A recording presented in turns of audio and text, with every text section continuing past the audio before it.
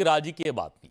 अजित पवार यांचे खंदे समर्थक जुन्नरचे आमदार अतुल बेनके शरद पवारांच्या भेटीला पोहोचले, त्यामुळे राजकीय चर्चांना उधाण आलं।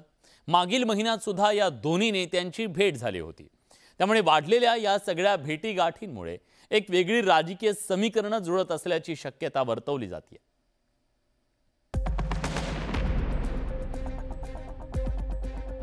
जुन्नर मधील ओतूर गावात आमदार अतुल बेनकेंनी फ्लेक्स लावून शरद पवारांचं स्वागत केलं। इतकंच नाही तर शरद पवार आणि अतुल बेनके यांच्या सलग 2 महिन्यात 2 भेटी झाल्या। या भेटींमुळे आधीच्या राजकीय घडामोडी चर्चेत आल्यात। राष्ट्रवादी काँग्रेसमध्ये उभी फूट पडल्यानंतर जुन्नरचे आमदार अतुल बेनकेंनी काही दिवस तटस्थ भूमिका घेतली, मात्र नंतर त्यांनी अजित पवारांची साथ दिली। लोकसभा निवडणुकीतही अतुल बेनकेंनी तुतारीच्या विरोधात काम केलं, मात्र आता शरद पवार यांच्यावर प्रेम आल्याचं अतुल बेनके सांगतायत। प्रेमाच्या भावनेने एकत्रित येताना आपल्या सर्वांनी इथं पाहिलं। शरद दादाचं माझ्यावर खूप प्रेम आहे, माझंही तेवढंच त्यांच्यावर आहे, सगळ्यांचं आमचं एकमेकांवर आहे। काळेसाहेब आहे ना।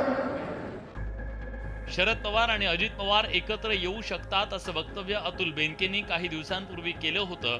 अमोल कोल्हेंच्या घरी शरद पवारांच्या भेटीनंतर त्यांनी हे वक्तव्य केलं होतं। या पार्श्वभूमीवर लोकसभा निवडणुकीत तुतारीला मिळालेलं यश पाहता अनेक जण माघारी फिरत असल्याचं जयंत पाटील यांनी सांगितलं। मला माहित नाही की त्यांच्या मनात काय आहे, माझे काही त्यांच्याशी संपर्क नाही अतुल बेनकेंची, त्यामुळे त्यांच्या मनात काय आहे मला माहित नाही। त्यामुळे उगाच त्यांच्याविषयी माहिती न घेता बोलणं योग्य नाही। राज्याच्या राजकारणात गेल्या काही दिवसांपासून अनेक घडामोडी गाठीभेटींना वेग आलाय। विधानसभा निवडणुकीच्या तोंडावर शरद पवार पुन्हा सक्रिय झालेत। लोकसभा निवडणुकीच्या आधीही शरद पवारांनी अनेक नेत्यांच्या गाठीभेटी घेतल्या, त्यामुळे काही नेते स्वगृही परतले। त्याचा फायदा शरद पवारांना लोकसभा निवडणुकीत झाला होता। आता विधानसभा निवडणुकीतही लोकसभा निवडणुकीसारखी जादू करण्यात शरद पवार यशस्वी होतात का, हे निकालानंतर स्पष्ट होईल।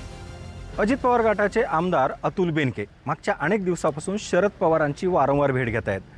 आजही तसंच घडलंय। जुन्नरमध्ये शरद पवार दौऱ्यावरती असताना अतुल बेनकेंनी भेट घेतली, मात्र वारंवार भेट घेणाऱ्या अतुल बेनकेंच्या मनामध्ये दडलंय काय हे मात्र अजूनही स्पष्ट झालेलं नाही। रायचंद शिंदे, न्यूज 18 लोकमत, जुन्नर, पुणे।